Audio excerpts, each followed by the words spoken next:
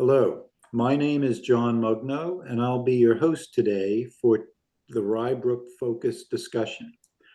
My guest today is John Giordano, who is the president of the Rye Brook Fire Department. Welcome, President Giordano. Thanks for having me, John. Appreciate being here. Oh, great. President Giordano, I'm going to actually subsequently call you John if you don't mind. That's fine. Let's start off by reviewing the department's history.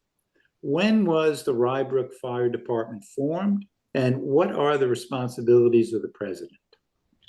So the Rye Brook Fire Department was formed in, I believe, 1998, officially as the Rye Brook Fire Department. Previous to that, it was um, the village was protected with Rural Metro, which was a paid for hire fire department. Um, that kind of, I guess, from what I understand, this was before my time.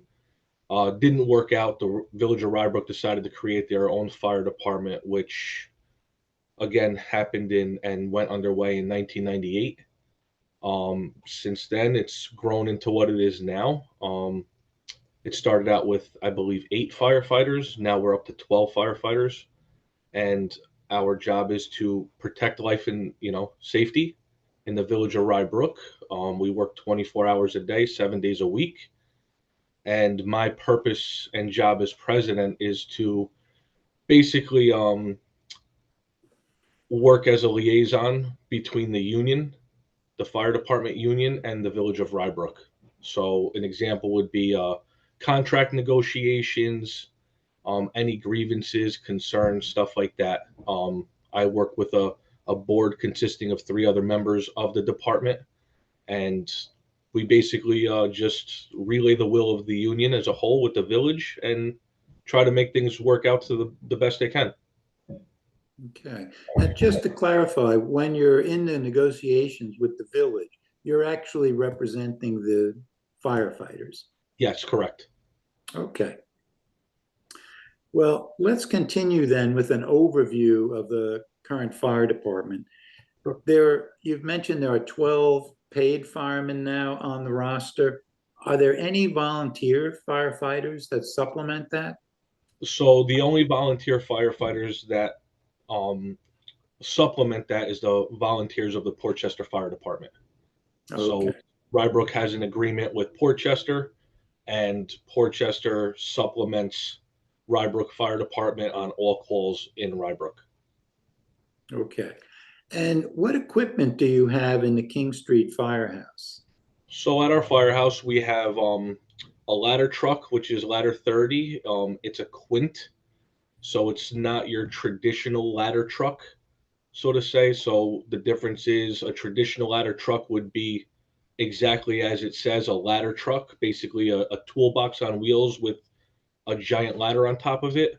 Where what Rye Brook has is called a quint, and not only is it a ladder, but it also has a pump, a water pump on it, and hose and an onboard water tank. So it's kind of like a two-in-one multi-purpose fire truck. And then we have engine 14, which is a pumper.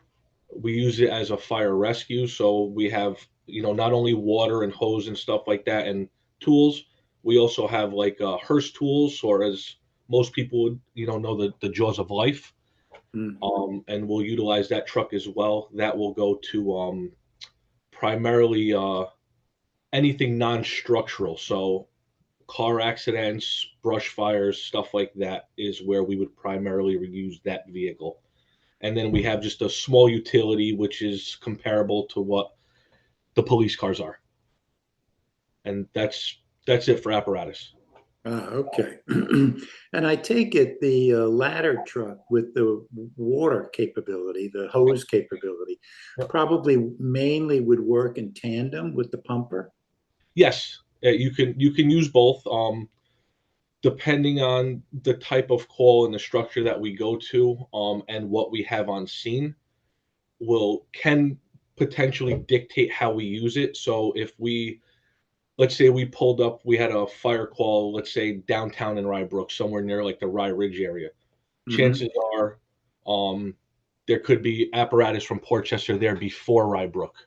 So if we had engines on hand there already flowing water and stuff, the chiefs could say, "Hey, let's use the ladder. Let's get up to the roof. Let's use it more as a ladder than as a pump," and vice versa.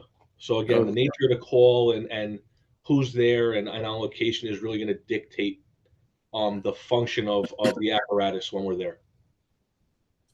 Okay. And how many calls a week do you respond to?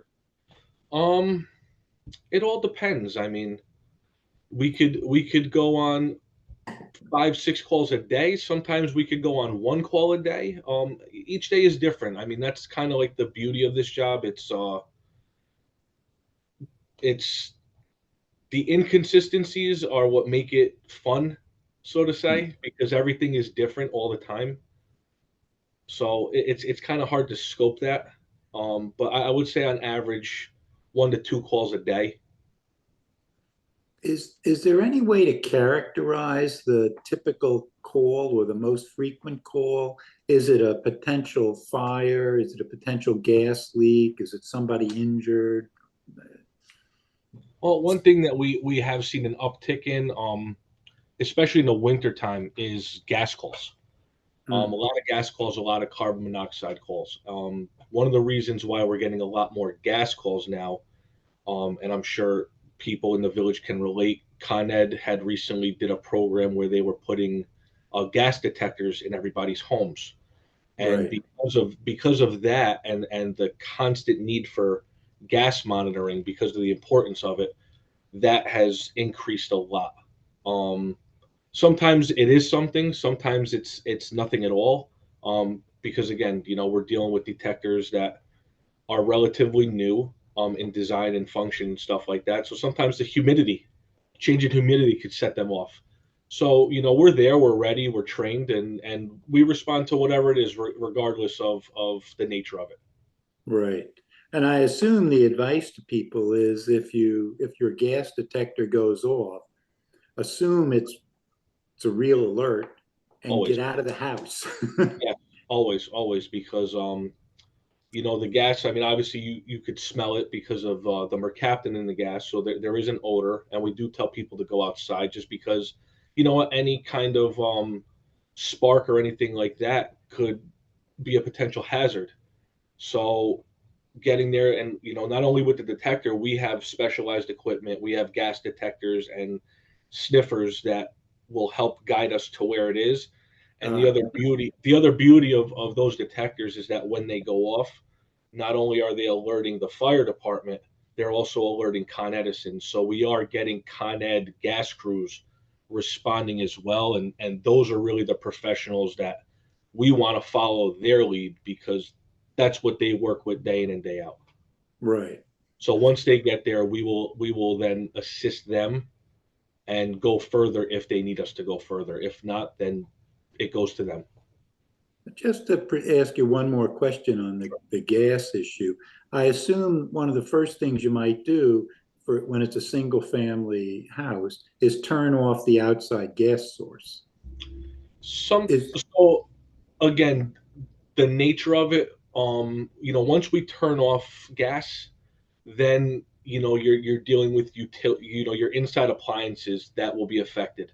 So sometimes you want to leave it on because if you leave it on, it's going to lead you to where the leak actually is. right. So you could isolate an appliance. So let's say if your stove is leaking versus your dryer or your hot water heater or your furnace, we could isolate the stove instead of isolating the house as a whole, because then it kind of creates more of an issue for the homeowner. So Uh, we want to be as respectful of the homeowners as we possibly can. So that's what so we're trying to do. yeah, so let me just follow my own question a second. So the homeowner smells gas, calls the fire department, gets out of the house, Yep. but they should not turn off the gas supply to the house. No, no. No, They wouldn't okay. be. I mean, unless you have like a special tool and know exactly what you're doing. So we would always recommend just get out and let the professionals handle it. Again, something like that. if the detector went off or if the homeowner called it in on their own, as the fire department shows up and the personnel get on scene, our first question to the homeowner is going to be, well, what were you doing when you smelled it? Were you doing laundry? Were you in the basement? Did you just turn your heat on? Are we in the fall season? Were you cooking? And that's when we really can try to pinpoint and focus on certain locations in the home to remedy the problem. Okay. I think people will find that discussion helpful. Yeah, absolutely. What are you thinking of as the department's future resource needs? And this will tie later to what I've read is kind of you're going to be facing new challenges as a fire department with the increase in taller buildings in the Sure. area. Um, I mean, this is always something, and we always, you know, laugh with the administrator with this one. But it, just like with everything else, more manpower. More manpower is always helpful. Shorthanded is tough. So increasing manpower, especially with some of these buildings going up locally, is going to create a challenge for the departments, and it's something that is not only affecting local departments, it's affecting everybody across the country. So Hmm. it's a nationwide problem as well. It's not just isolated to Rye Brook or Westchester County, so to say. But you're at the moment, though, I mean, you have three pieces of equipment and 12 firefighters. So Yeah. you don't have a staffing issue at the moment, or it would just be better to have a few more people. Well, I mean, it's always beneficial, like the old saying, many hands make for light work. Hmm. Um, Firefighting is a tough job, especially when you're at a fire. The gas calls and stuff like that. There's a different nature to that, because you're not as physical, as with a fire. So stuff like that, and especially with high rises and taller buildings, when you get fire calls there, you're taking the stairs, you're doing a lot of activity before you even get to the fire itself. There's a lot that happens, before we're even putting water on the fire, so to say. So it Right. it, it takes a lot to get that happening. Okay. Now, let's turn to a slightly different topic. How does the dispatcher know or decide rather how much equipment to send in response to a call? So that we can go back to like the first or second question. That would be dictated again by the Portchester Chiefs, and that's all predetermined with those run cards I was talking about. So again, the nature of the call is going to dispatch that. That's all logged in and on file with county control, also referred to as 60 control, and there are county dispatching systems. So that stuff is all put into their system. That way, the dispatchers know the nature of the call, is going to dictate what apparatus respond there. Okay, so it's all kind of decided ahead of time. Exactly, exactly. And like certain structures, like a building like 800 Westchester Avenue or the schools, Right. are another perfect example. We're going to go full department response to those schools, because it's kind of an all hands on deck. We have a lot of kids in these schools, and these are people's children, and they're the most important things to the residents. So we want to get as much as we can there to help and get things going as fast as possible. Okay. Now, maybe you could give a little more detail about the relationship to the Portchester Fire Department. So, I mean, we've been working with the department since '98, as officially as the Rye Brook Fire Department, and I mean it's a workable relationship. It's always a work in progress. And having a good relationship, with them, and them having a good relationship with us, just makes the job and our purpose better. So again, it's always a work in progress. With the unique thing is with Portchester is, again, because we fall under their command structure, the chiefs, there's constantly a change in the structure with the fire chiefs. So it's not Right. like other career departments where you might get a guy who's in his 40s become a chief, and he might stay the rest of his tenure until he's 60, and you have a consistent person for 20 years. With the way it's structured in Portchester is that changeover happens every 2 years. So, you know, different chiefs bring different things, so to say, to the department, and their idea of how it should work. So, we're constantly evolving as a department as well with that. So is the Portchester chief position a volunteer position? Yes. Everything that the Portchester Fire Department has is 100% volunteer. Okay. And when obviously people who live in Rye Brook would see that a Portchester truck is often part of the response Yeah. here. But would Rye Brook be part of the response going to Portchester? Is it quite mutual and reciprocal? It's mutual, not on a consistent basis. So if there is a fire in Portchester, um, which is what we would commonly refer to as a 1075, if we have a fire in Portchester, then we will go to that call automatically.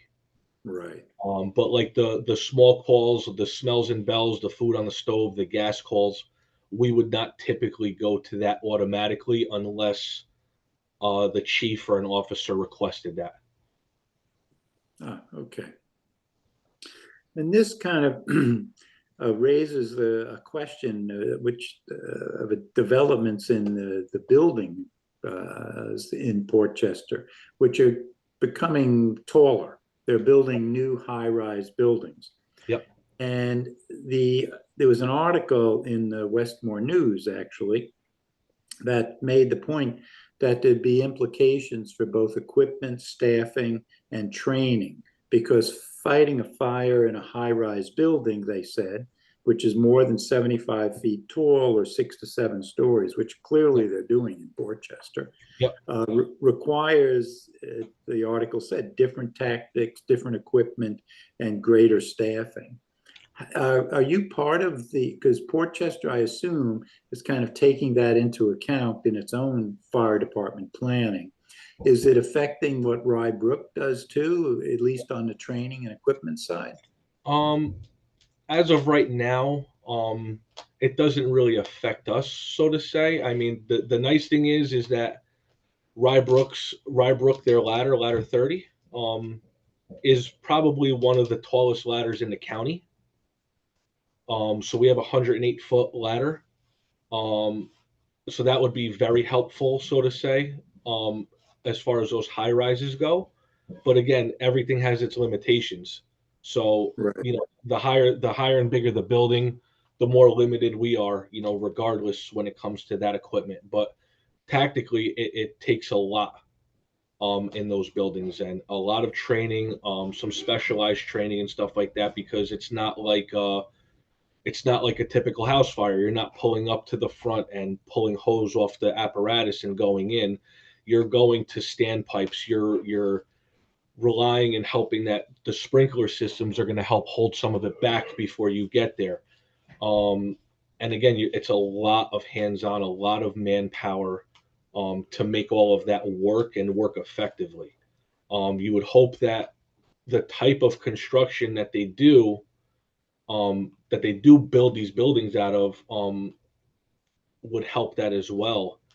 Um, we're not seeing huge high rises happening in Rye Brook, so to No. say. Nothing currently, and I don't really see much in the future because Rye Brook doesn't really come off as that kind of community. Um, but we do have to consider our tactics as well, being that we are helping Portchester when they need us. And even City of Rye, we do also go to City of Rye and help them as well, and vice versa. So we have to consider that and train on it, and maintain a level of awareness when it comes to those kind of calls and what we're going to. Um, when it comes to our fire department, anything new that gets built in Rye Brook, we have a very good working relationship with our building department. Right. So our building department will always typically loop us in with what's going on and involve us, especially on the fire safety side of things, and show us the plans and what they want to do and involve us, from start to finish. Um, we were involved with the Enclave, we were involved with Kingsfield, with the egress and stuff like that, and everything. So it's nice to have that relationship and being able to go out and do that stuff with them, because it just, again, it makes us more effective as a department. Right. And I take it most of the new construction, if not all, would have a fire suppressant system Yeah, built into yeah, the house or building. 100%, 100%. But like if you look like, but there's also like a big difference in the, besides the sprinklers, the type of construction. So if you're familiar with Portchester and you see what's going on down there, if you go down and you see like the building that they're building where the old Terry Lodge was, Mm, that's 3 4 story building that's made completely out of wood, versus the one on South Main Street across from like Stop and Shop over there, that whole building is completely concrete. right. So the way fire would work in those two buildings are completely different regardless of size. So those are different, levels of tactics that we have to consider the type of building. That's why if you see any new construction, if you look at some of the houses, you'll see like those little stickers above the garage or by the front door. It's usually a red and white sticker, and it's a circle, and it'll have like a 1 2 or a V, and it'll have like an F or an R on it, and that will dictate. Those stickers are for us. It dictates to us the type of construction, and where that construction is in those particular buildings. Oh, thank you for that. We have one in our house. I never Yep, quite knew what it meant. yep. So that, Okay. that gives us the heads up, but we know what we're dealing with. All right. So let me ask you a very different question. I noticed that around the village and in other villages, towns in Westchester, they're Yep, putting in a new type of fire hydrant. Looks yep, quite different from the old style. yep. What's the advantage of the new style? So they're called Spartan hydrants. They're made by a company called Sigalock. Um, Basically, the advantage of is you're supposed to get better water flow out of them, and they're tamper proof. Hmm. So you go to areas, anywhere, any community, you might see kids playing in fire hydrants, opening fire hydrants, stuff like that. Um, and basically, you're losing water. People are stealing water and stuff like that. So the purpose of these is, it's supposed to be a better constructed fire hydrant. It's supposed to be tamper proof, so water can't be stolen from it, and it's supposed to be made of better components. So which means that they don't have to be serviced as much by the water company, so to say. And that's really about it. We call them minions because they look like the minions from the movie. Yeah, they do. In the fire world, we call them minion hydrants. And that's pretty much it. Is there a plan to replace all the other older hydrants in the village, or is that just going to take place over a number of years? I think it's going to take place over a number of years. I think you're going to see them replaced on an as needed basis. I think there's so much construction going on in both communities between gas line upgrades and water line upgrades. I think as we see certain areas getting upgraded, you'll see the hydrants get upgraded as well. If cars hit the hydrants and they get knocked over, they'll get replaced most likely with these new hydrants as well. So I think it's just going to be you know, a constant, evolution, so to say. Okay. Well, let me give you the opportunity if you want to comment on anything which we haven't discussed already. Um, no, let's keep going. All right. Well, thank you very much. We appreciate it and appreciate your time. Thank you.